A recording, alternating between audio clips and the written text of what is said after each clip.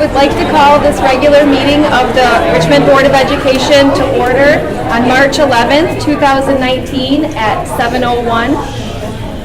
If we could all stand and say the Pledge of Allegiance.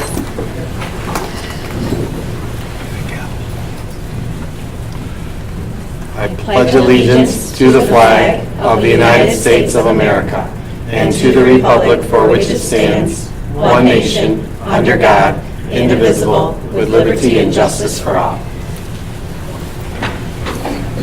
Now for our mission statement, Angela. At Richmond Community Schools, we provide a quality education that empowers students to be successful in the global community. Roll call. Chris? Here. Sarah? Here. Jessica? Here. Kyle? Here. Margaret? Here. Sherry? Here. And I am present. You have a quorum. Thank you. I'm looking for approval of the agenda. I motion to approve the agenda. I motion to accept the agenda as presented. Support. It's been moved and supported. Is there any discussion? All those in favor? Aye. Opposed? Motion carries. Next, approval of the consent agenda. I motion to accept the recommendation of the superintendent and approve the consent agenda as presented in the attached documentation. Support. It's been moved and supported. Is there any discussion? Under the personnel report, we have a couple resignations. The first one is Jackie Davidson. If you recall, she requested a leave of absence back in December for the remainder of the year. According to the contract, she had to respond to the district by March 1st, and she's chosen to resign from the district so she can stay home and raise her beautiful children. So she will be greatly missed. She's a phenomenal teacher at the middle school and in the district in whole. We have a girls track coach that resigned, Cohen Zeller, the preschool paraprofessional, Michelle Zeller, and Lillian Zia, the lunchroom supervisor. We have a new hire, Jolene Witsinski, is in the back for our social worker. She'll be the social worker at Richmond Middle School, which will put us at 3 social workers in the district, 1 at every building. So, as far as claims and accounts, I received no questions regarding them. Okay, any other discussion, questions? All those in favor? Aye. Opposed? Okay, passes. All right, next we have the student representative report. Lexi. Well, I'll be starting off with the Lee School. They're currently celebrating March's Reading Month with a sports theme and several themed days throughout the month.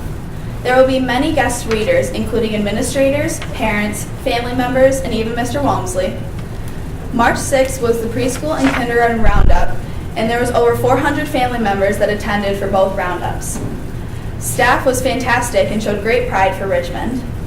March 7th, Mr. Walmsley spent the entire day reading to different classes, and today was Fun Picture Day. March 20th is the PTO-sponsored Science Night, and I'm sure that'll be a lot of fun for anybody that wants to attend. That is being held from 5 to 7. Moving to the middle school, conferences have come and gone. They're currently working on staff and parent surveys. Students have been turning in course requests for the next year, and the 8th graders will be working with Miss Lepak and Miss May for scheduling. The PTA Morley Candy fundraiser is underway, and March 14th is their annual Pie Day celebration. Mrs. Campo is currently working with students for the talent extravaganza. Miss Monica and Miss Heather have been working with teachers to set up the library for March's Reading Month, and this year's theme is Hitting the Slopes. The middle school cheer team helped the Lee Elementary kick off the Reading Month activities. Moving on to the high school, Libby Bergeon received 3rd place at the prestigious Anton Center Art Awards, and Cindy Christensen received 3 honorable mentions. DECA competed at the State Leadership Development Conference, and a big congratulations to Jonathan May, who was recognized as a state finalist in professional selling and hospitality. The SBE Teams paper was a gold certified at national level and will be presented at the ICDC in Orlando, Florida in April. The Student Advisory Committee met and discussed ways that we could address struggling freshmen, and they added 2 upperclassmen advisors and are working on a list of things called What We Wish We Knew as Freshmen. A big congratulations to the RHS Band, who earned a Division I at the MSBOA Band Festival. The wrestlers competed March 2nd at Ford Field, with 6 wrestlers finishing in the top 8, receiving all-state honors. And lastly, but certainly not least, we'd like to congratulate the RHS cheer team for their state championship title in their division. They've put in a lot of hard work all year to accomplish this. Thanks, Lexi. Wait, You weren't there. Oh, thanks. Yeah, can I just add, unless you were going to add something? Or is it about, it's probably about the same thing. I Yes. was going to ask Lexi, weren't there a few girls that competed for Miss Richmond as well? Can you tell us who qualified for that? Well, me, Paige Thompson, and Grace Thompson competed for Miss Richmond. Fortunately, I won Miss Richmond, and then they're my 2 core members. Congratulations. To get away with it. I know. I'm like, she's just not, she's going to She's not ignore gonna it. say Nope, it. Not, Yep. not here. Not going to say it. Congratulations. Thank you very much. All right, next we have True Blue Moment, the portion of our meeting where we recognize some of the great things happening in Richmond. We've got Brian up first for recognition of the school social workers. Last week was National School Social Worker Week. School social workers play a vital role in our schools, providing services to students, families, staff, and the school community. School social workers invest their time, training, and expertise to remedy barriers to learning for our students. They work with teachers, administrators, parents, and other educators to provide coordinated interventions, consultation designed to keep students in school and help families access supports needed to promote student success. School social workers are involved in advocacy, and oftentimes this advocacy is on behalf of their students and families. This year's theme is called Lucky Enough to be a School Social Worker, which is most appropriate for the social workers we have, because we are very lucky to have them. Tonight, I'd like to recognize 2 of our social workers and give recognition to our 3rd one, Nancy Larotunda and Samantha Perry, who are our 2 social workers in the district, who, without them, we would have a huge hole and loss in our district, because they play such a vital role in the services they provide, the support they provide for teachers. So at this time, I would like to bring them up here to recognize them with a small token of our appreciation for the time, energy, and what they do for the students and staff of Richmond. So this is Samantha Perry. She's at the elementary school. And this is Nancy Larotunda. She is currently at the middle school and high school. She'll soon be assigned at the high school. And Jolene will be our middle school. Thank you. Our next True Blue Moment is the Title I program and Miss Napier.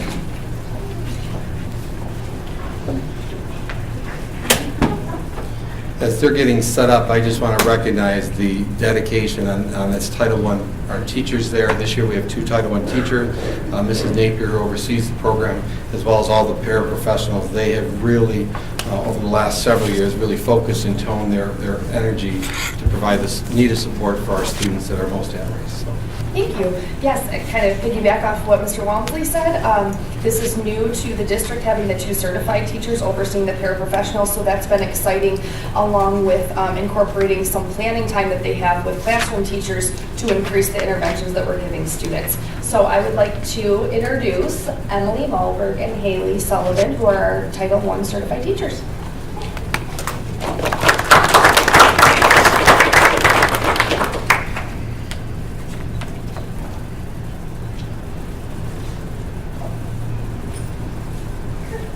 Hello everyone, like you were introduced before, we're here to talk about Will Elise Title I program at the elementary school. Heidi is our director, and we are the 2 new certified teachers here. I focus on the reading content for our grade level students, while Ms. Malberg focuses on the math content for our students. And we have our team of paraprofessionals who have been with us for a few years now. We have Ms. Marie Katz, Karen Cuckoo, Mr. Steve Pedri, Lisa Van Scooter, and Laura Wilson on our team. So what is Title? As most of you may already know, Title I is a state-funded program that gives students the opportunity to work more hands-on and individually with a teacher or paraprofessional for skills in reading and math. So like you said, I usually handle the math content and she handles reading. We pull the students for 40 minutes a day from all grades K through 4. Actually Mondays, Wednesdays, and Fridays are reading days, and Tuesdays and Thursdays are math. So we usually pull them based off a few different things. For one, we look at their NWEA scores. So we usually pull the kids that are within the 20th percentile. We look at their DRA reading scores and also from classroom teacher recommendation and referrals. Some of the benefits of small group instruction, like we said, for our 40 minutes, we have groups usually from 3 to 6 students. These small groups allow for students to have the opportunity to learn at their instructional level. Students can build confidence in their skills, both academically, and socially. And we use instructional practices to build gaps for students to achieve success and proficiency in their skills. Some more benefits that we have that makes it a little bit different than in a classroom is that we have alternative seating. So such as like wiggly chairs, bouncy seats, things like that for the kids who just don't want to sit still while they're learning. We also pull books from our literacy library at the elementary school. We have technology, so we use iPads and computers in the computer lab. So it gives them kind of a different way of learning instead of just having worksheet after worksheet. We also use math manipulatives that are offered to us in our library. As well as the additional individualized instruction for each student. Students, as we said, are placed into title from a variety of ways. We look at their NWEA reading and math scores compared to national grade level averages, and then we take the lower students. The DRA scores, which is classroom tested by the teachers multiple times throughout the year, so we get updated scores from the teachers as well, so we're keeping up to date on their levels and what their reading skills are. And just based on teacher suggestions, so if they observe that a student really struggles with one thing in particular, we can really hit that in our title time. The title team works collaboratively with each other and the classroom teachers to decide on the best group fits for each student as well, based on their academic and personal needs. So based on both their needs academically, and if we know the kiddo, and if someone's worked with the kiddo for a while, they'll know who they work well with, or what other students maybe they don't work well with, things like that. We were interviewed by Ms. Jane Peterson for the Digital First Media, about our Title I program, and we were quoted in saying that once a student is in the program, we begin by giving them either a diagnostic test or we review their NWA scores to see what standard or standards they are struggling with. We then group students based on their scores and put them with a Title I teacher or paraprofessional that would best service their needs. The Title I team then works together to do whatever is needed to help that student perform well in their classroom. And as our title team, we can honestly say that every student who receives Title I services is always excited to come to our class. We help provide a positive atmosphere with teachers as well, who love to see their students learn and grow. There's some pictures of just some of the stuff we do in our rooms. All right, so far for our growth for the first semester, so this is based off the fall scores to winter, and this is also not including our students that have already exited title. So a lot of students have already moved on out and they're good to go. So far we've based off this growth on at least 5 points or more that they've grown by. A lot of these kids have at least grown by 1, 2, 3 points, but we just want to show the majority that have grown more than that. So far they've all been doing a great job. We're hoping that those numbers will grow much better by the time we get to spring, seeing as a lot of the content still needs to be hit on. Perfect. We have some foundations this year that we really wanted to pinpoint for our Title I program. First of all, having good communication, open communication with the classroom teachers. Each week we do a focus or an overview for each of our grade levels. We do push-in services now in addition to pulling students for instruction, and we have up-to-date literacy training for our teachers and our paraprofessionals in the program. So first with our communication for classroom teachers, one of our goals was to create more opportunities for the classroom teachers and the title team to communicate about students' overall goals and expectations from title services and to collaborate on really intentional content. To fulfill this goal as a team, we meet with grade level students during PLCs, which is during our staff professional development time, to talk about suggested content or suggested focuses for individual students' needs. We have team communication meetings with the grade level teachers during classroom teacher prep times during the week. And we log teacher and title communication via email, classroom and hallway conversations, etc. To give you a brief little look, we do a weekly overviews and focuses every week based on the skills we're going to be hitting for each grade level. That way we know in each of our title rooms that we're working on the same kind of thing, and we can ensure that we are tackling grade level expected skills as well as those individual students' needs.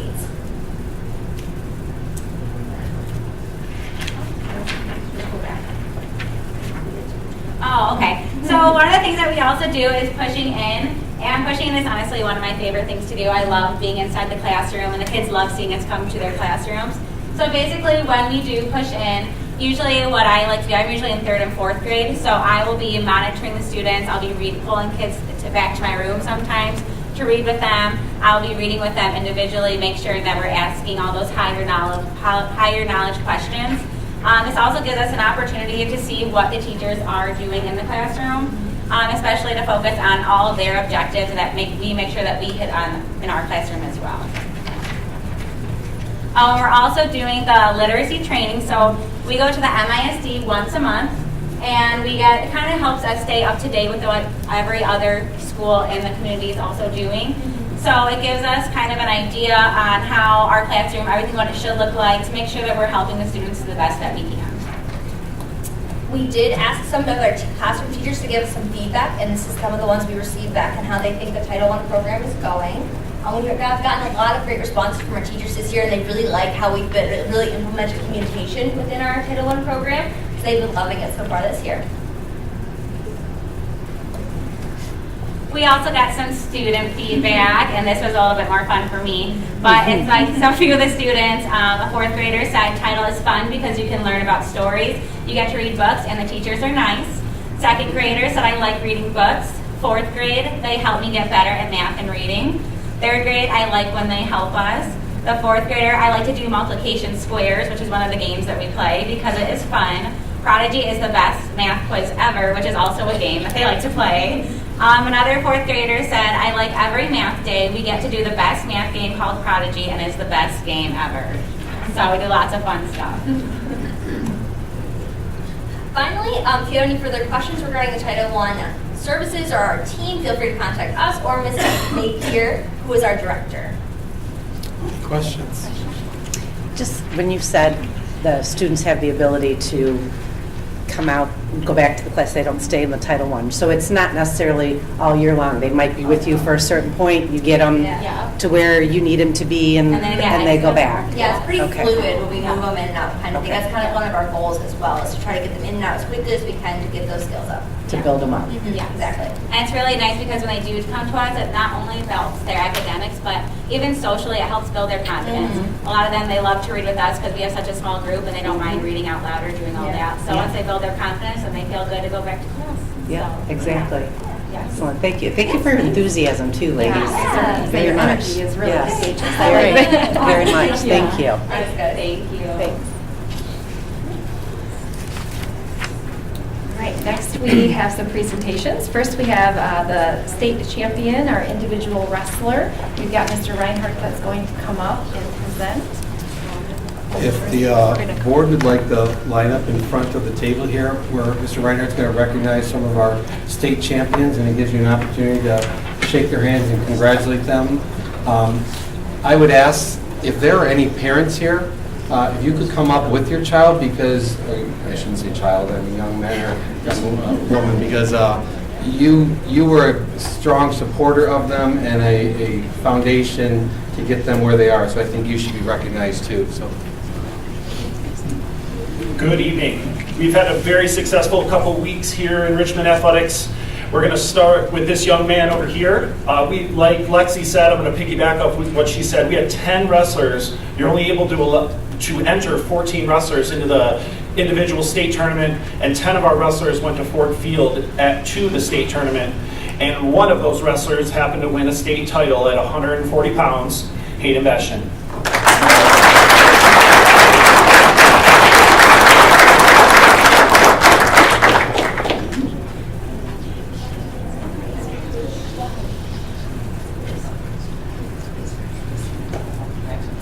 We are also going to recognize one of our outstanding wrestling coaches. Brandon Day was not able to make it, but we have Preston Trent here tonight.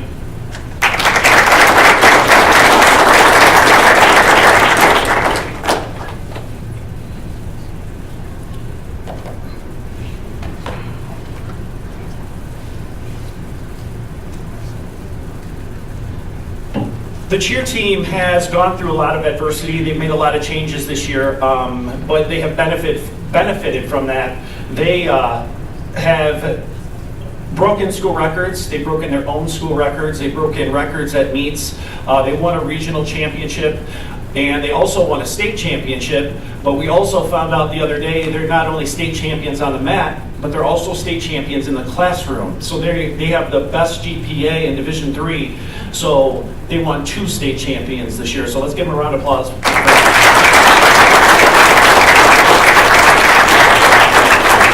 Power to the women, ladies. Good job. Amen. A very successful season. Ladies, when I call your name, come on up. Julia Akerley.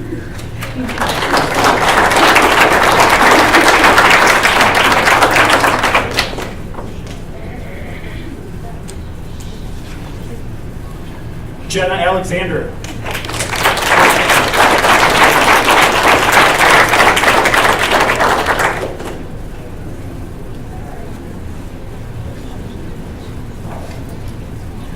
Jordan Anthony.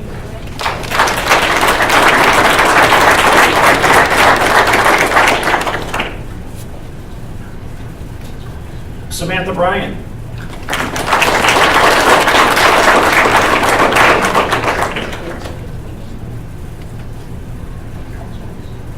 Madison Daniel.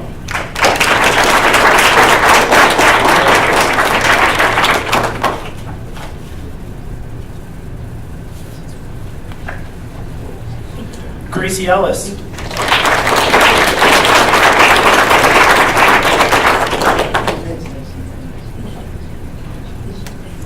Aaron Hart.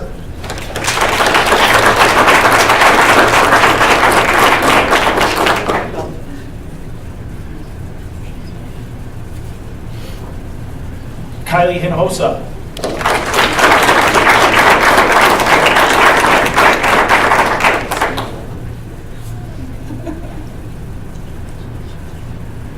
Jenna Jaisil.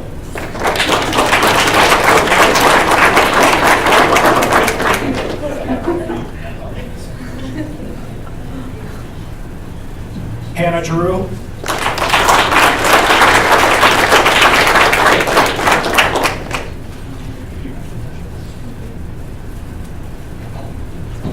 Savannah Crivy.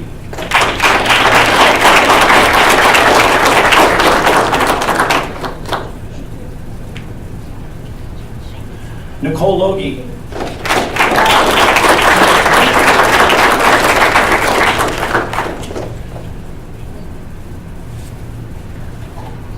Hannah LaPiccolo.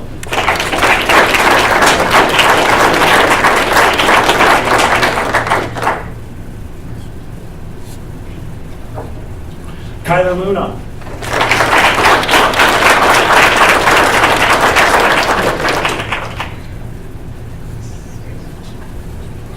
Jillian Maximuk.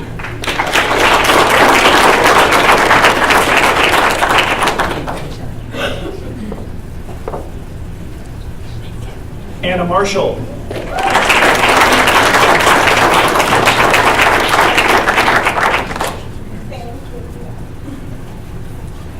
Megan McAllister.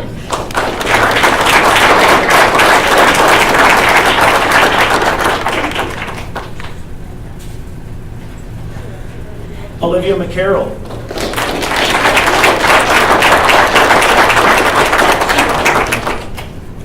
Maddie McEwen.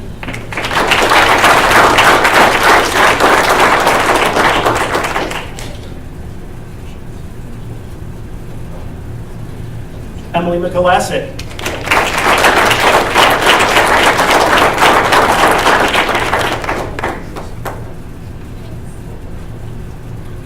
Sarah McAlassic.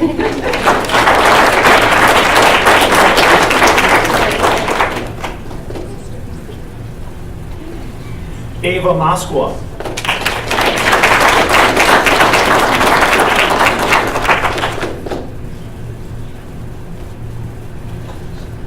McKenna Parker.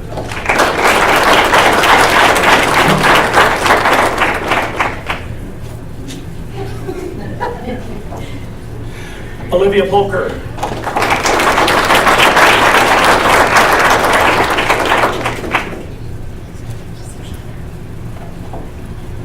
Noelle Riggs.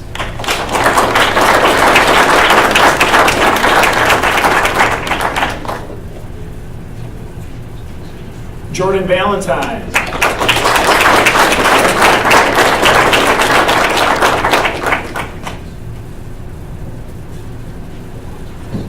Kendall Valentine.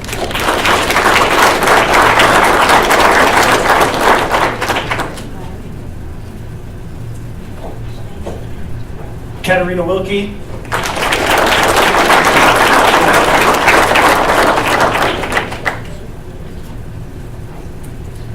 Jade Wolf.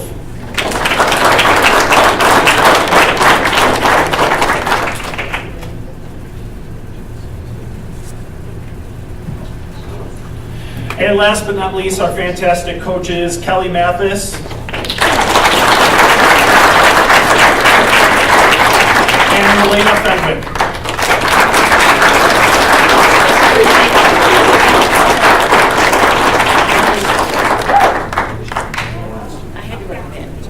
Thank you.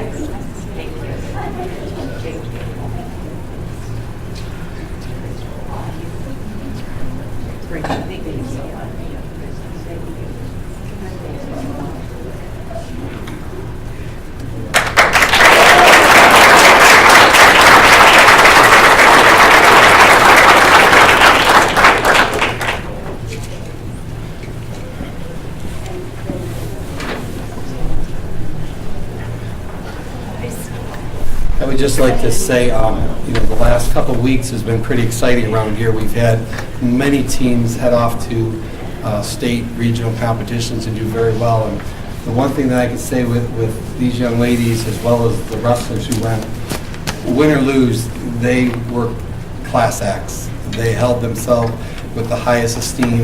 At the regionals, when it was like, I don't know, .002 they lost, whatever it was, though they were devastated, they acted like we want all of our student athletes to act, as well as our wrestlers. It was pretty impressive. So shout out to those young men and women out there. Thank you. Great job, everybody. Represent Richmond really well.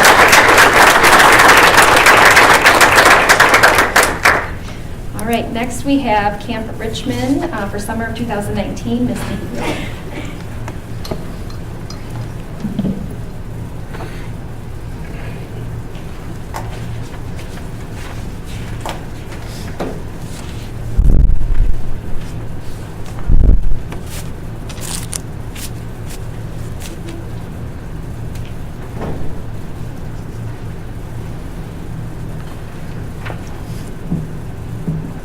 All right.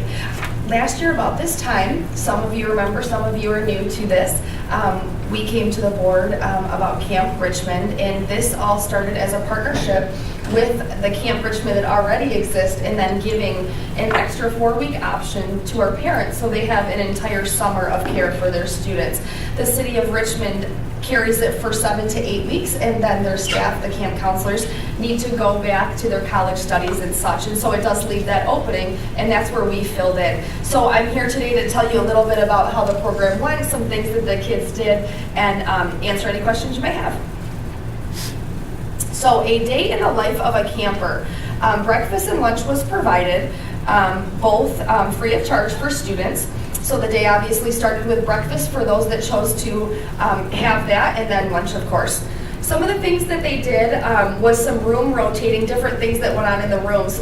The board game room, I hear, was one of the most popular rooms. Some of the camp counselors said they've never played so much Monopoly. So apparently the kids really got into that, and they were exposed to some of the games that they hadn't played before. I think Uno, that we all remember, Phase 10, Skip Boo, and I could go on and on. So the kids enjoyed the board games.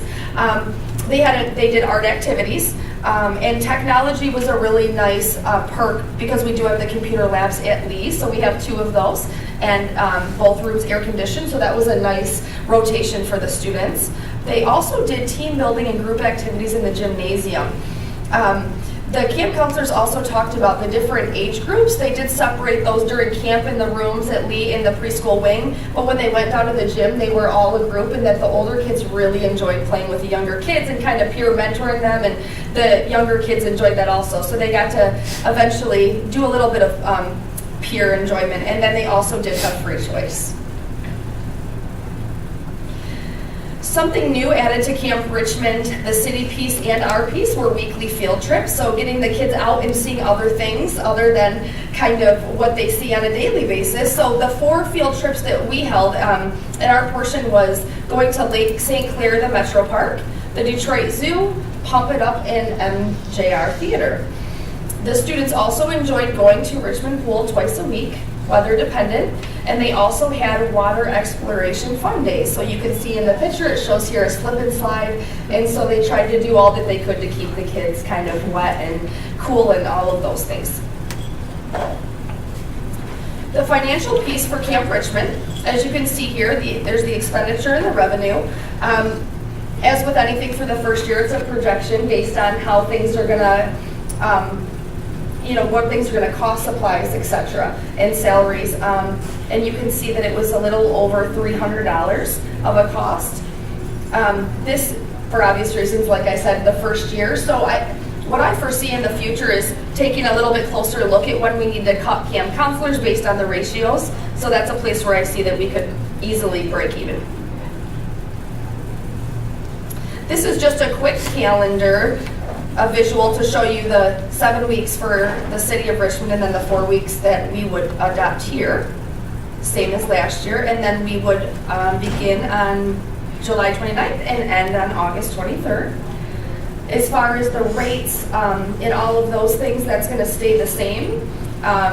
We didn't get any negative feedback. Parents, from what I understand, felt that it was affordable and such, so no concerns there.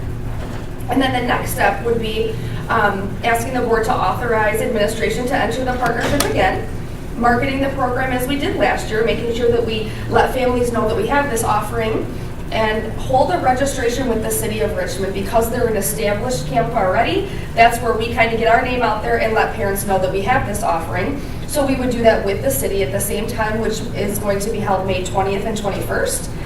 And then also post for child care camp counselors.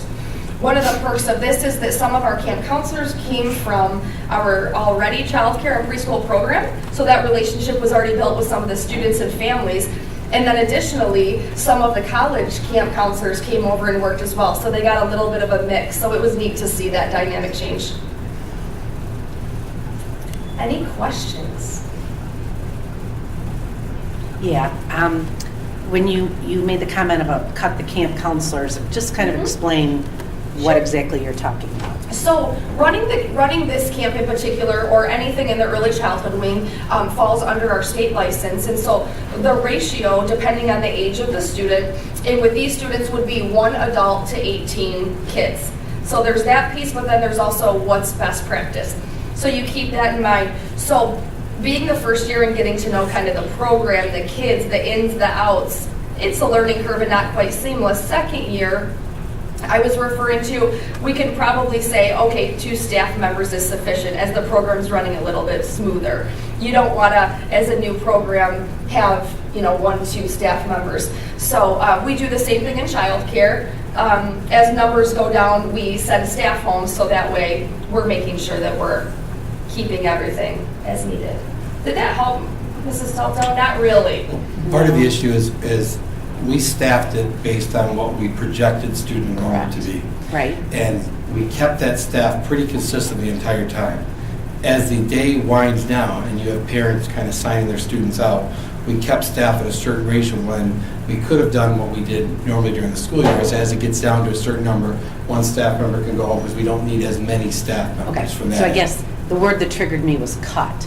So, and that was makes probably, me I'll be crazy. honest, that was probably my college restaurant verbiage. I apologize. Well, and I mean, It was. so when you answered, so what, it's not really cutting, it's just as the kids go home, this person, staff can go home, but we're not gonna do the program and cut people. Okay. Right, exactly. I All right. apologize. No, that's all right. I just Sure. wanted to make sure that I knew what you were saying. Yeah, it's not, letting the position go of that person or anything. It would just be letting them go home. And that does happen in rotation as well. Sure. We usually make sure that, this person went this time, so then this person, and that way they're still getting the hours in that they're planning on. Okay. And then my other question might be for Mr. Walmsley. When Ms. Napier said about the board authorizing, was the idea when we did it last year that each year we're going to authorize to do it? Or I Well, thought it was the first- program and, Well, the first year was to see how it went. Okay. To come back to the board and say, well, this is how it went. My intent would not be to come back every year. Okay. But if the board wants to continue this partnership, it seems to have worked with the city. Right. When you look at the calendar, there's really only 1 week that a parent doesn't have childcare, and it's the very last week of August. It's when our staff start coming back and setting up the room. That would be the only week. So if the board's good with it going forward, and as long as we're trying to keep it a cost neutral, it's a projection every year. We don't know actually how many kids will register, but you know, we're good to keep the partnership going. yeah, I was just, I mean, obviously I would like to know how it went, but I was just thinking, I didn't remember that it was something that was going to come back to us each year to say, yes, we were going to do it. I think I remember asking if this was a continued or if it was kind of a trial run for a year. So maybe, I kind of remember it being for 1 year and then. Because when we sat down with the city, you know, we talked, because this was new for them, they were Yeah. shifting their, if I remember correctly, they were moving up a week and starting earlier.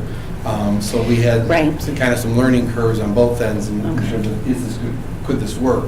I But- think it was a positive for Okay. everybody all around. So All right. I don't see it being a negative that we would want to eliminate it. You know, our target is to keep it as cost neutral as possible. Right.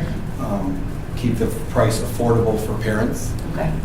It is, when you look at the big scheme of things, it's very affordable for what they get.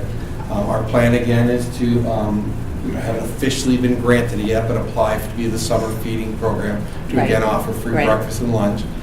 I don't anticipate that changing now that we've done that. We're already a site, so Okay.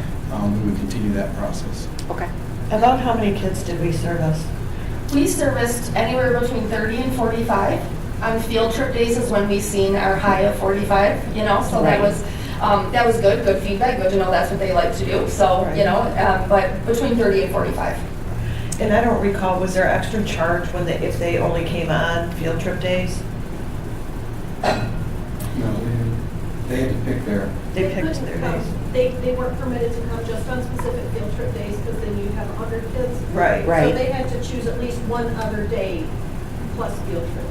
Okay. and part of that was the field trip cost was built into the big picture of all the Right. costs. Right. We anticipated a certain dollar amount per field trip, how much bus we would travel, so we built that into our baseline cost. So if one field trip might have cost us a little more, the next one may have come down, and over the whole summer, it balanced each other out. You know, the nice part about this is then with our partnership with New Haven, when we had drivers that couldn't from Richmond, we were able to have New Haven drivers and then have them bill us for the time, because that would be something that we would have to make sure. And staffing on a field trip day, you know, you can staff to a ratio, but you probably want more people on staff on a field trip Right. because you're off-site, a little more unstructuredness, more risks, so we want to make sure everybody's safe and proper supervision, so. Thank Didn't you. mean to put you on the spot. I just- So I guess from the perspective, I would, you know, our plan is to bring this back to the board for official approval to continue it going forward then. If the board's happy, then we can continue working with the city every year. So- Great. Thank you. Thank you. Thank you. Next up, we have our school improvement update. First up is Mr. Koshin for lead.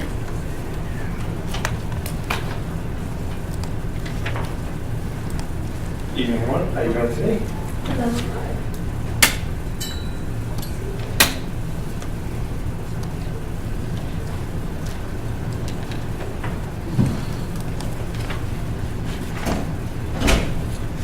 So to start, just always want to just review, look at our school improvement goals. Students become proficient readers, proficient writers, and improve their math proficiency. The school improvement team consists of myself, Mrs. Van Sledright, and Mrs. Sponik. We attend several meetings at the ISD. It gives us time to work as a team on our school improvement plan, surveys, and any other aspects of that. We do some professional development with the ISD coaches there also. So far, we've attended 3 dates, October, January, and February. Next one in April, then May 7th. That's when we're really trying to focus and try to complete the school improvement plan as much as possible. Some of the ongoing professional development that we've been doing that I've talked about for the last couple times, presentations, are professional learning communities. For example, today the staff got to work in their grade level teams to see where they're at with their curriculum, what they still need to cover. Kind of looking at the 10 snow days that we had, seeing where they've lost a little bit of time to make sure that they can plan accordingly and get all the information that they need to. Starting to focus in on the NWEA spring tests that will be coming up in April, and then for the 3rd and 4th grade M-STEP, which begins the end of April and goes to around the end of May. Grade level meetings. Most recent one that we had, we concentrated a lot on the winter NWEA data, so teachers can analyze that data and see how their students are doing up to this point.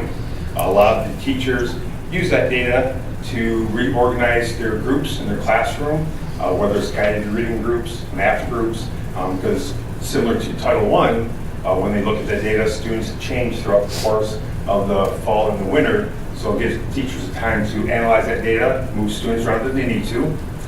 And we are about to begin our 3rd round of literacy coaching. That's with the team from the ISD. The first 2 times, they've done a lot of observations in the classroom, and then they do coaching in the afternoon with the grade level team, myself, where they just discuss what they see, discuss best practices. This 3rd time, 1st grade will be going tomorrow, is that the ISD coaches will be doing more modeling. So teachers kind of sent some specific requests. So the ISD consultants can model a teaching lesson, and then the teachers and I kind of sit back, take notes. I have some discussion about what the literacy coaches are doing in the classroom. Kind of looking at where we're moving with our school improvement plan and also with our NWEA scores. So like I said, the grade levels, did a lot of analyzing of the data. So these are just some general information, some general data.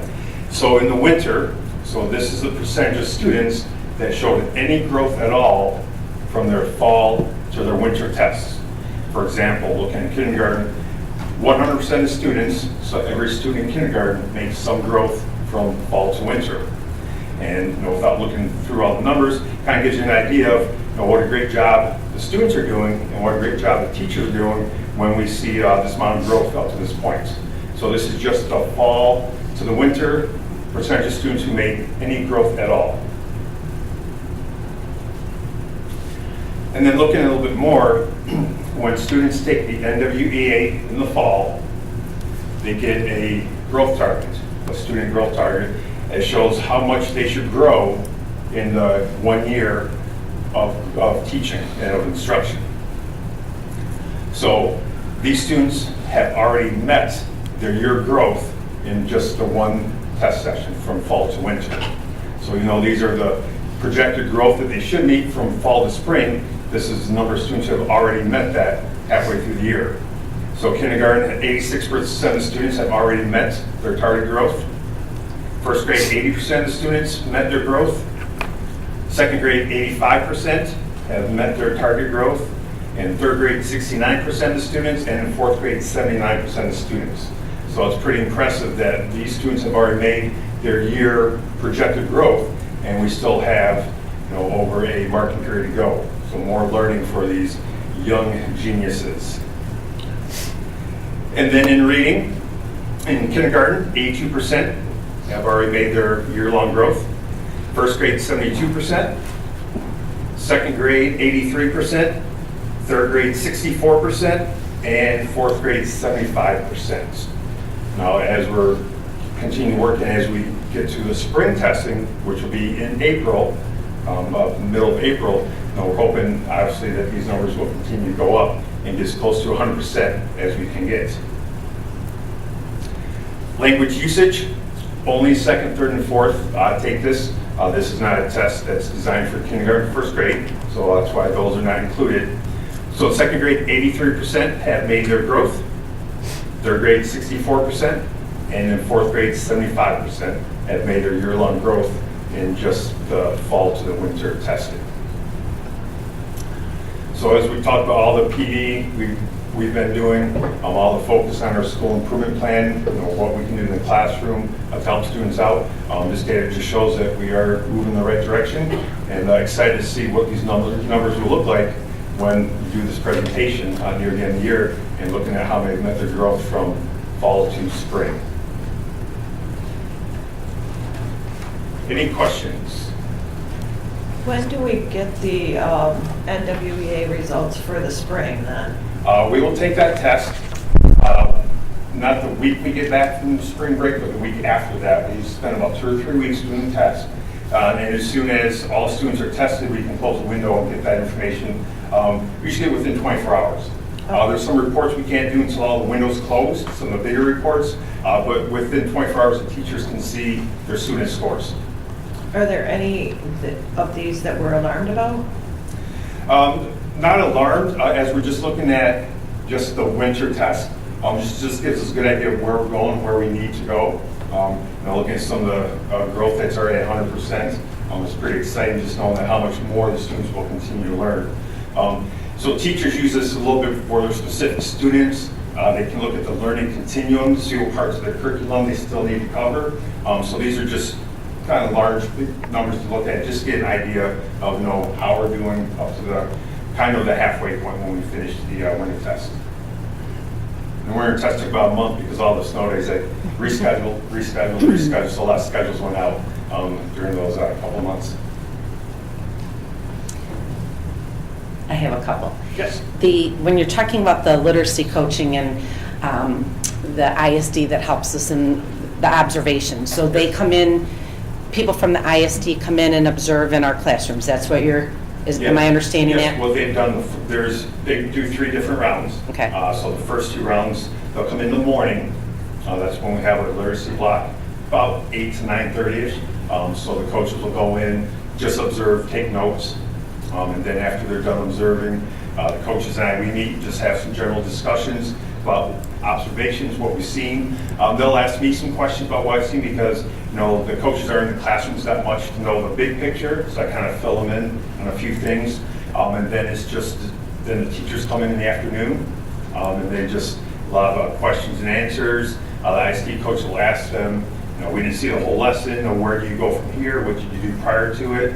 And then they give suggestions of things that they can continue with, something, more resources. My literacy folder is about that thick from all the resources they've given, so it's been very beneficial, and we've talked a little bit already about what this might look like next year also, going ahead with the literacy coaches. So when they come in next time, kind of for the 3rd round, teachers fill out a model lesson plan where they ask, kind of describe what they would like to see modeled.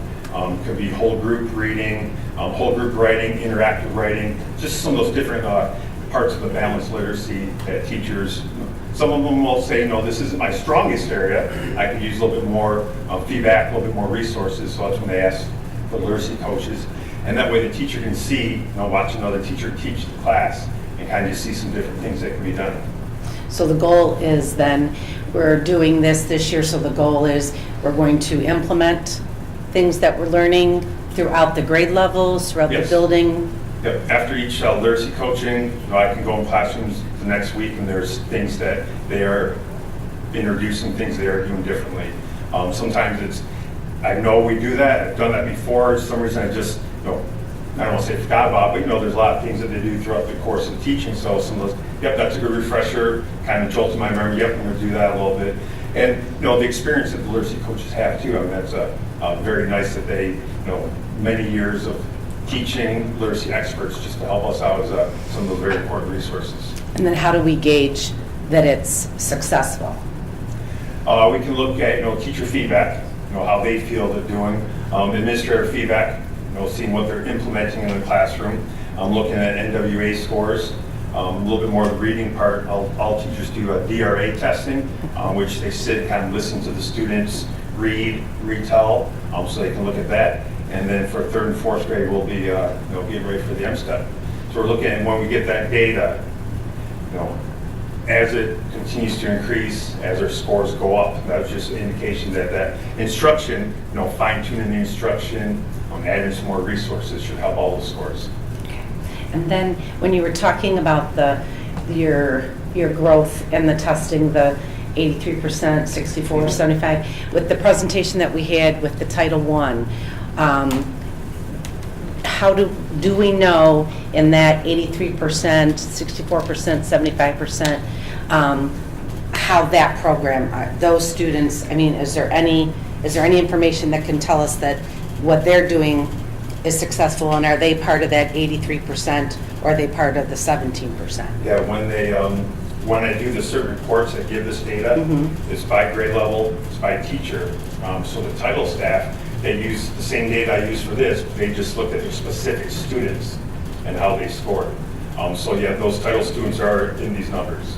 So you, like, next month when you report, can you tell us here in your growth, and I'm just asking because I found their presentation interesting and what they're doing. So then next month you'd be able to tell us in that 83%, 100% of the kids that are doing that Title I are part of that. That's what I want to know. Yeah, so if I look at second grade, for example, language usage, 83% of students who made the growth, I would be able to see the percentage of students, second grade students in the title program who made their growth. I'd like to. Our ultimate goal is to have students on the NWDA hitting the 60th percentile.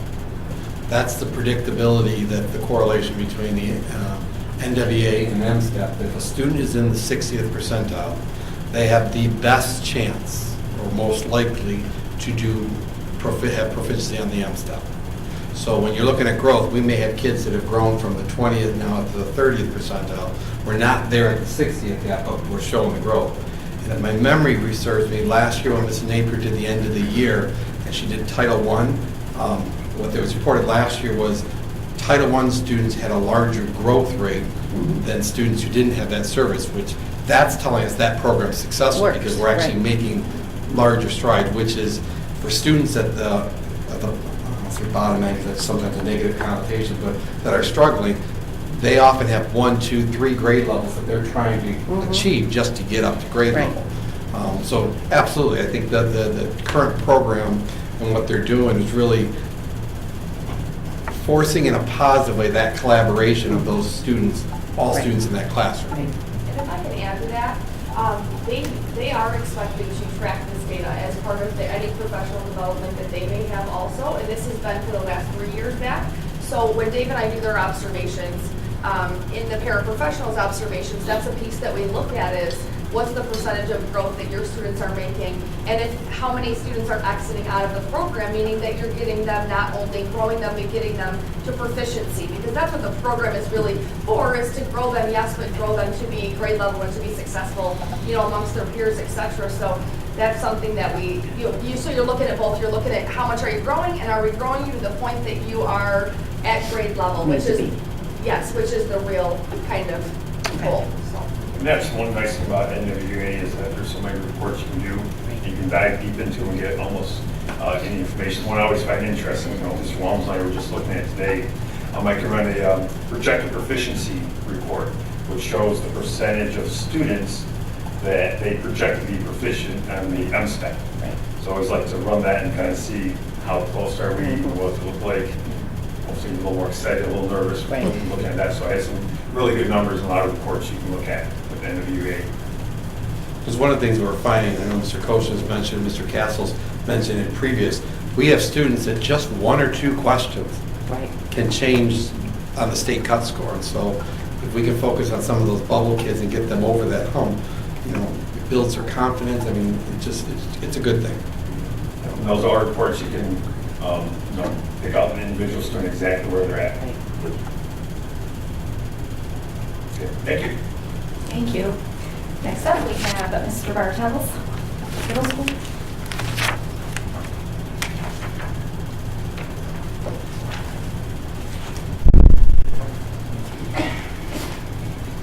Good evening.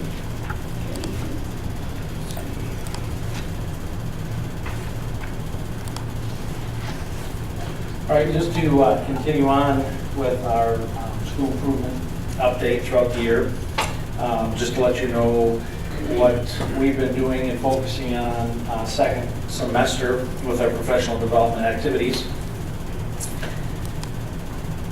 We are continuing our CITW teacher talk, and it's with the entire staff, and it's staff-led. That's what I presented on last time where they fill out a sticky note per grade, per content area, and go over what CITW strategy they're using and how it's worked for them, and they bounce ideas off each other. It's not uncommon to see them during lunch hours or prep hours in there looking at the board and talking to each other, but we also arrange time for them to sit down as a staff for about 10-15 minutes to do it as well. We studied the literacy text structures. There's 4 models, and Kyle Bartels led that. And we split it up into 3 segments over 2 staff meetings. Our M-STEP and PSAT conversations from what it's going to look like to administer the test, test prep questions, resources. We've talked about in the last 4 staff meetings, and Ms. May takes the lead on that. Unified Classroom is a data analytical software. Cheryl Jar led this for us.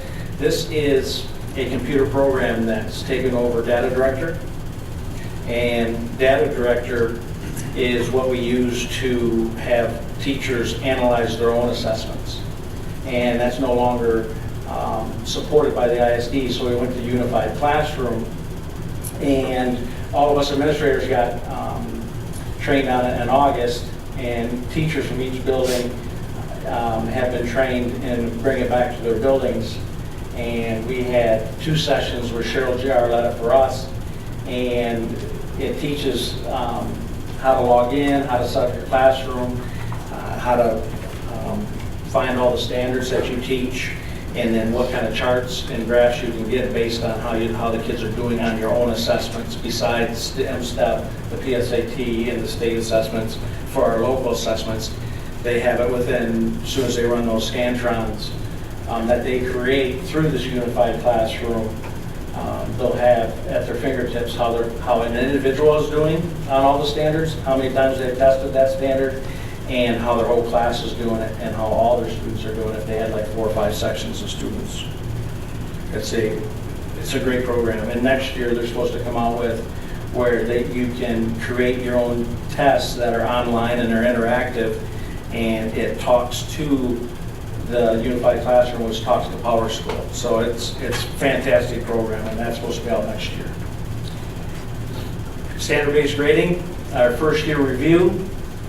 Aaron Gillespie's leading that for us, and basically looking at all of our rubrics from what does it mean building-wide, our proficiency levels, down to the content, then to the grade level, to the classroom, so that we're consistent, and so we're appropriately communicating and giving feedback for learning.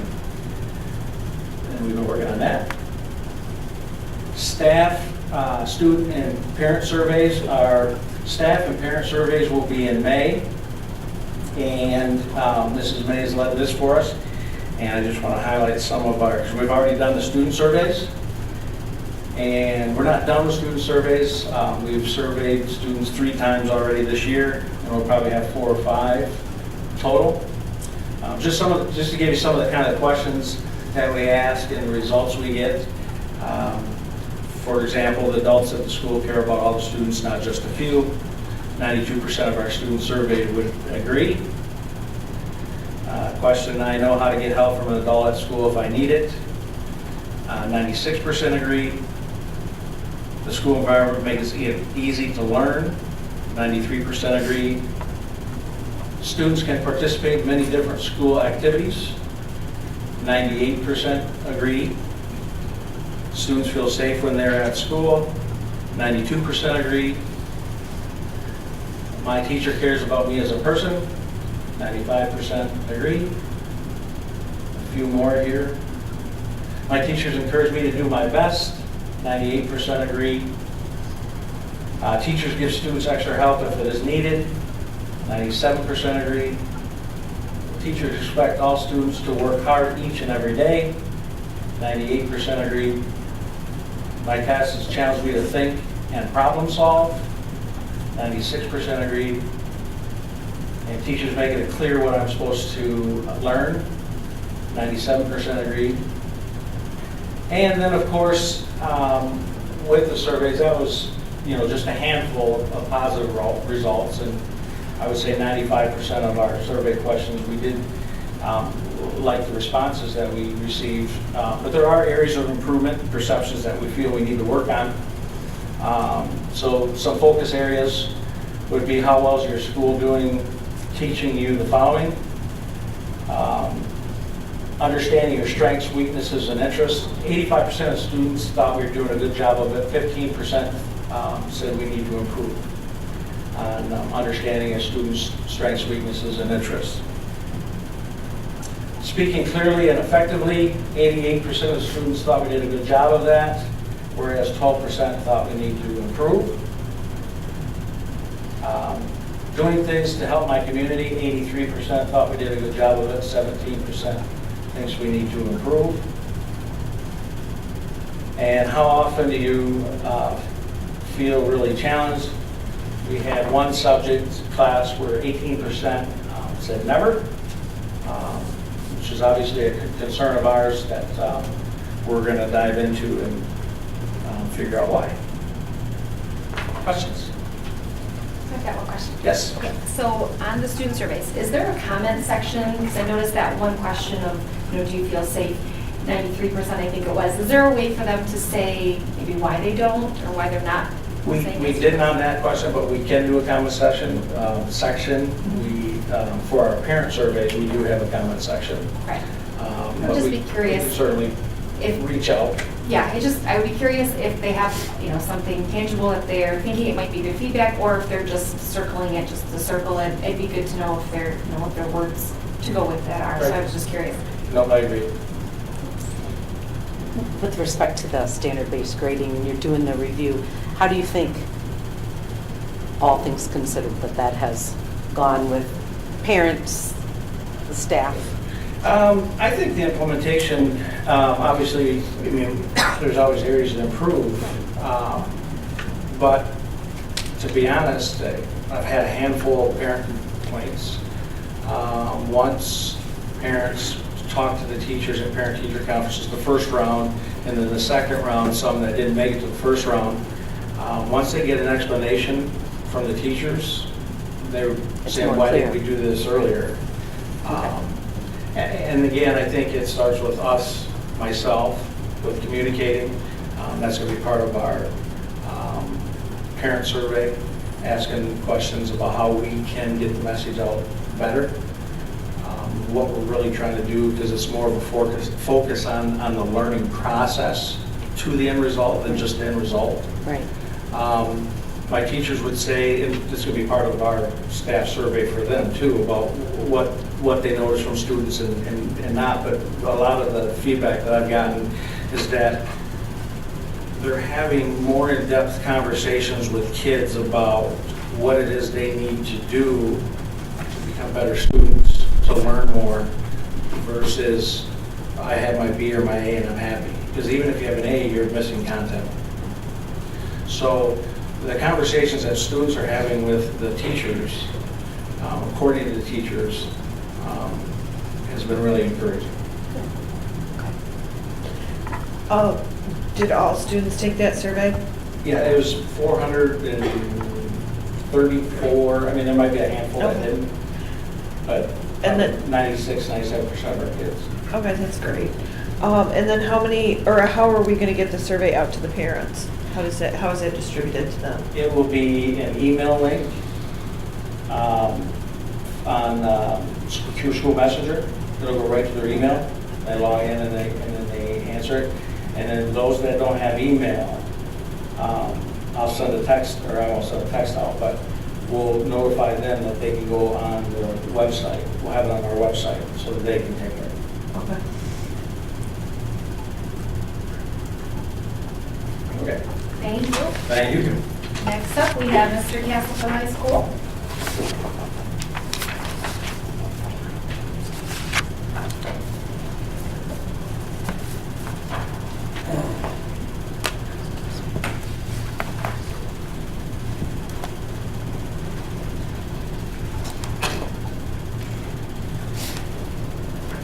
Good evening.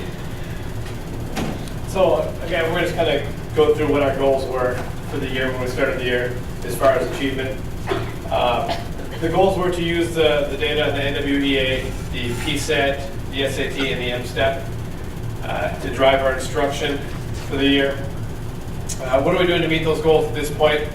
So one of the things we're doing is continuing to align our summative assessments to ensure that they're high quality and aligned tightly to the curriculum.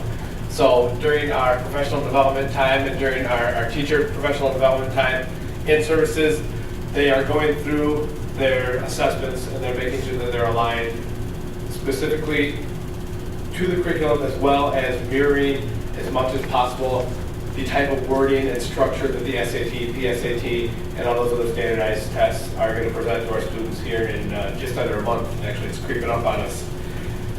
So we're using the decommissioned tests as examples. Every one of our teaching staff was given the decommissioned PSAT and SATs from last year, and we spent professional development time going through those tests and seeing if we can pick out certain keywords, certain text structures, certain formations within those tests that repeat themselves over and over again. And then when we're designing our assessments in our classes, making sure that our questions, as much as possible, mirror those structures, those wordings, and the different ways that those tests try to throw you off. Because a lot of times those questions on the SAT, PSAT will include unnecessary information to try to throw you off. They'll throw in a word that doesn't make sense just to try to throw you off. So we've had our teachers try to throw those kind of quirks into their questions to mirror it, to make sure our students can pull out what they're actually asking and then disseminating the information and getting the correct answer. Also very basic test taking strategies that they can use on those standardized tests. We have been continuing to review our curriculum to ensure that all the gaps have been closed, to make sure that we're not missing anything, because even the smallest gap on there in our curriculum and our instruction can show up on those tests as a weakness. And again, like we've said many times before, those one or two questions can make the difference between being proficient and highly proficient or not proficient at all. So really trying to tighten up our curriculum. The school-wide efforts, things we're doing across the board. We're the SAT word of the day, so if you walk in around 7:40, 7:45 every morning, you're going to get a high-level SAT word that is provided to us from the SAT. Those words are read by our students, they're described, they're used in a sentence every single day. So they've gotten, we're going on now probably close to 100 words this year that they're using. Then the English teachers especially are encouraged to use those students, use those words during the day in their instruction. In mathematics, we're using the looping idea of reviewing the basic algebraic concepts, because what we did in examining the tests was find out that they do have holes in the algebra, so they went back and they're tightening up the algebraic concepts. We're providing incentives for performances for our spring tests, and the students haven't been told of these yet, but my teaching staff came up with all sorts of great ideas to get the kids to most of the kids are going to take it very seriously, but there always are some of the students that maybe need that little extra push. So we're continuing to offer incentives for them. Somebody's going to have a pretty primo parking spot next year, that's for sure. Moving forward, we've added the SAT English Language Arts class for next year. So next year in high school, they'll have an SAT prep for both English and mathematics. So that's an extra 30 to 35 students that we can hit and make sure that they've got that instruction. Continuing to meet our non-academic needs, we added a couple of students to our student advisory committee. We brought in some seniors so we can kind of get that almost exit interview type of feel to it, so the students on their way out can give us what I would have liked to have had in high school, what could we have done different approach, and then also kind of acting as mentors and giving advice to some of the freshmen that we have in there. So these are young men and women that volunteer their time. They're getting no credit for it. Every once in a while we buy them lunch, but they're coming in and giving up their lunch periods twice a month to come in and give us their input. The school improvement team, the topics that we're covering in our advisory for next year have been brainstormed by our staff. They're continuing to be tweaked, continuing to be narrowed down. We had a great discussion in our PD today about the needs of our freshman class that are incoming to the freshman class we have right now, and what we can do to make sure that we're meeting their needs. So we're going to adjust our advisory content based on what our students need, because we realize that not every class is the same and not every student is the same. Our focus for the remainder of the year is we're currently working on scheduling right now and taking student interest surveys. We had our carousel of courses a week back, and the students were able to go around the school and get a brief synopsis of the different courses, and had a lot of kids excited in the different courses we could offer next year, especially that new kitchen. They loved that in there. It did not hurt that we had leftover cake from the night before. That was a big hit. We have our spring tests coming up again, and starting April 9th and 10th, and then moving through early May, we'll be testing here.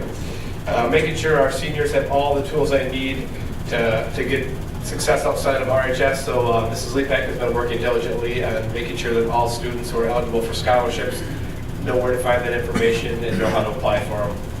And then looking and kind of open to any programs that are going to move us on to greater heights. At this point, nothing is off the table if it's going to help our students here at Richmond High School. Any questions? What would be an example of an SAT word of the day? Today's SAT word of the day was sanctimonious.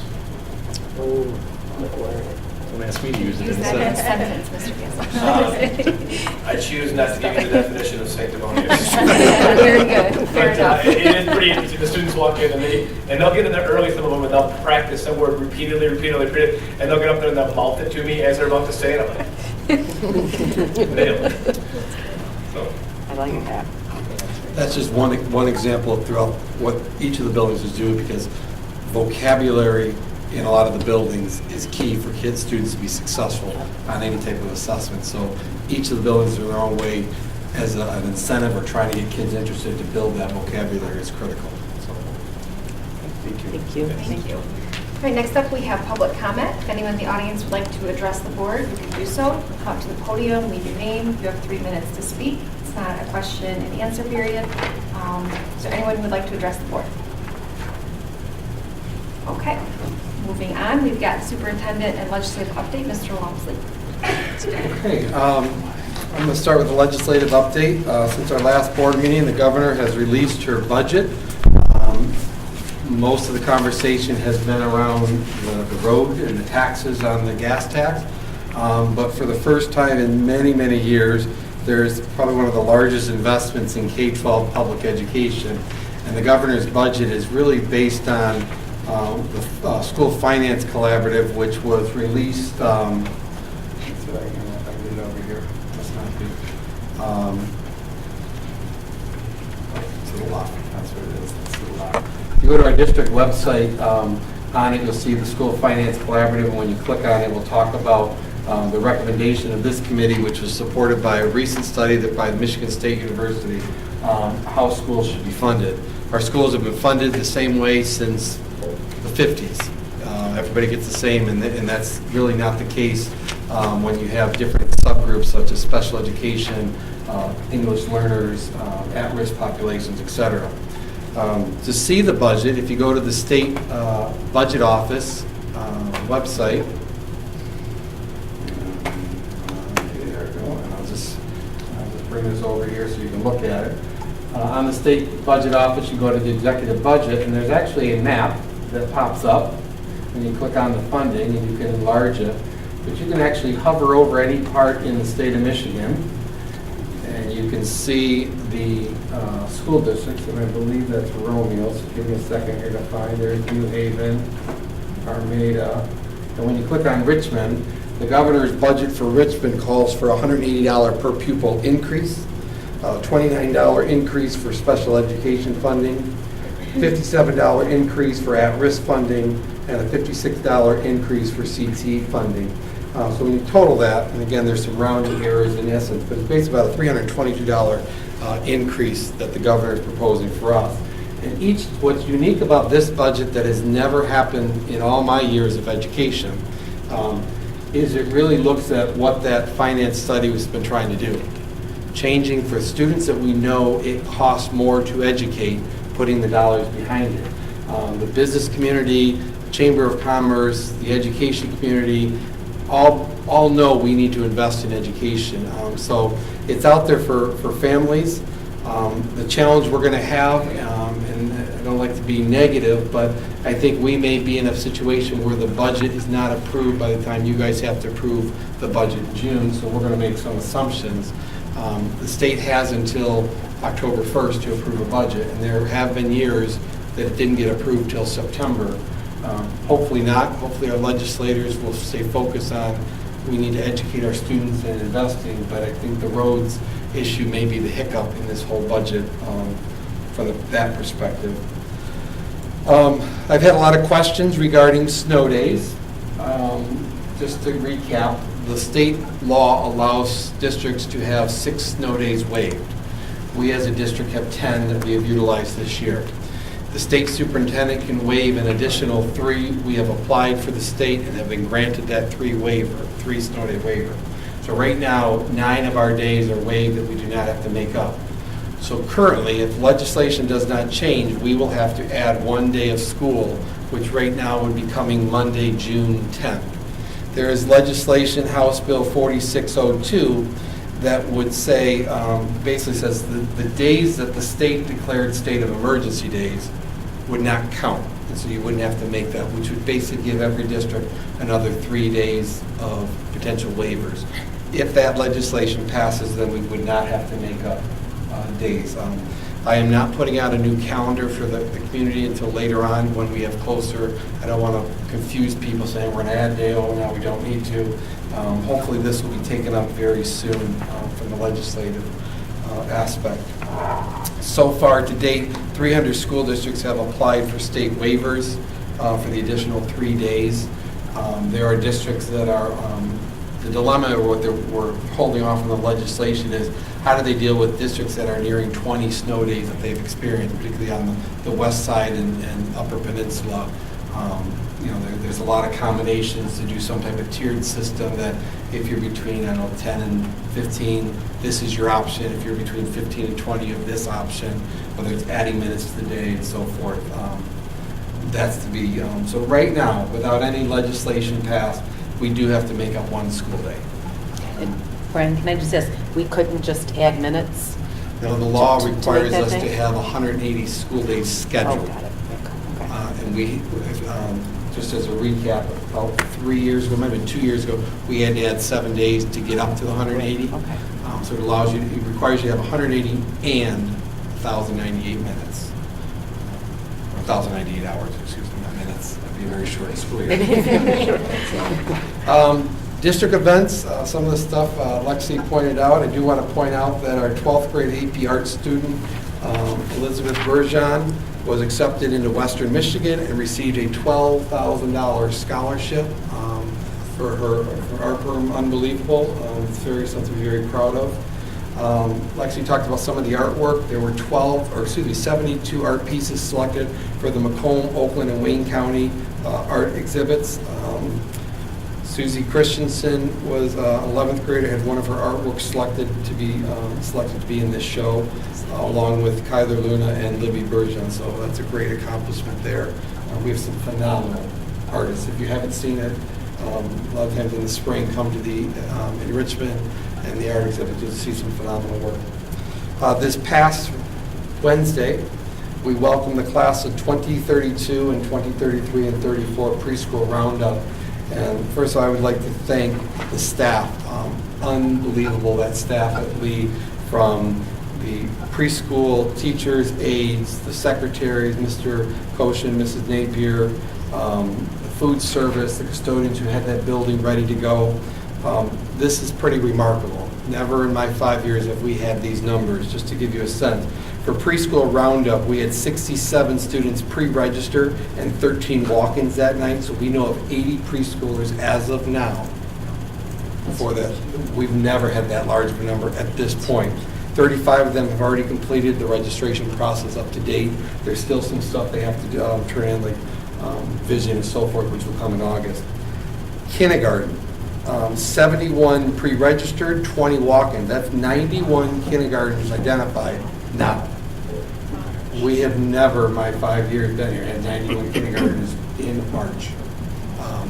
And that, who knows what we'll get with move-ins over the summer, as well as those parents that, I was one of them when my kids went through, realized in August, oh, I have to register my child. that aspect. So 45 of those, half of them have already registered for kindergarten. So, we may be having the conversation very soon in the budget process about 5 sections of kindergarten from a space, which is a very good problem. I want to give kudos to the staff and again, because we received an email Mr. Koshin had forwarded regarding Mrs. Brickley. She wrote Mr. Koshin an email, and I want to just give a second just to read a part of it. It says, excuse me, we attended both the preschool and kindergarten roundup yesterday. I wanted to share how wonderful of an experience it was, both from a parent perspective and a future student. I was happy to walk back into Lee Elementary School as I attended there as a child, and I'm excited for my daughters to attend there as well. The roundups were organized, engaging, and the staff was inviting, friendly, and helpful. I worked for Anchor Bay as a speech pathologist, so I understand the time and effort it takes to arrange such an after-school event, and your staff did a wonderful job. Thank you very much for the great evening and a warm welcome as we begin our daughter's academic journey with Richmond Community Schools. They both woke up the next morning very excited to attend school in the fall, so that is a compliment to the staff at Lee, because when you walked in that hallway, there was an inviting atmosphere, which speaks to what happens there every day at Lee. So again, thank you. We held before the last board meeting, and I didn't get to say this publicly, but we held our Macomb County School Board Association, and I'm still getting compliments from several of the board members. In fact, the centerpieces that we gave, a lot of them had sent me emails, and some sent me a text saying thank you, because they used that book that we gave them, that our students picked out when they got to go read in classrooms at their own district. So, the administrators, thank you for your hard work that night. Mrs. Shack, Mrs. Clore, the robotics teams, their advisors, Mr. Strada, the culinary arts students, the food service who put on that night, Jamie, my administrative assistant, Tammy, the custodians. It took a team effort to do it, and it made Richmond look very good to the district. We're still being recognized by that. Last Thursday, I held the next informational parent meeting. There was probably, I would say there was about a dozen parents throughout the day that came. One of the focuses is trying to coordinate an effort to get the PTOs together to talk about what they can do jointly. Some of the concerns, it wasn't as, I would say adversarial, because there's never been a point that it's been adversarial, but it was more of a conversation of what we've done, what we have done to date, where we're going, some more suggestions on how to make it an easy transition. I took a lot of notes that night. Mr. Koshin, I thank you for giving up your evening that night. He sat through most of them with me, if not all of them, and so forth. This Wednesday, the 4th and 5th grade teachers, along with the administrators and I, will meet to look at the renderings for the playground equipment, which will come to the board at the end of March. We had 5 vendors that bid on the project. I believe one of them we had to disqualify because they didn't have all the documents that were required in the bidding process. But each of the vendors gave us multiple sketches and renderings to look at and consider, so we'll be looking at that one. Also at the next board meeting, there will be a request for a contractor service for some computer drops to put in the computer lab drops beginning now to the end of the school year. We'll begin painting the 6th grade, the new wing that's closed, or the wing that's closed, around spring break, so that our goal is to get the carpets cleaned, everything. So literally the day after school gets out, 6th grade's moved into there, we can begin work on the 5th grade, the 4th grade project. So that's it. Thanks, Brian. Next up, we have items of interest from the board. Does anybody have anything they'd like to say today? Okay, moving on. We have an action item. The action item before you is to approval of the contract with ML Shaner Construction. ML Shaner for the cubbies and storage units for the 4th grade classroom. ML Shaner Construction did the 12 classrooms at the elementary school. Great to work with, quality craftsmanship in terms of what we were asking for. The cost is a little higher than we originally budgeted. Part of the reason is when we did the walkthrough, some of the walls, when the original middle school was designed, it was designed to be an open building, an open concept building. So there are collapsible walls that aren't sturdy enough to put the cabinets on. So we have two options, and we're going to look at what's the most cost-effective way to do it. One is either we can remove that collapsible wall and build a solid wall that anchors into the structure in the ceiling, which would result in some fixing of the ceiling tiles at the top. Or we can build two walls, one on each side of the collapsible wall. So before you is a recommendation for, I know, to begin this project.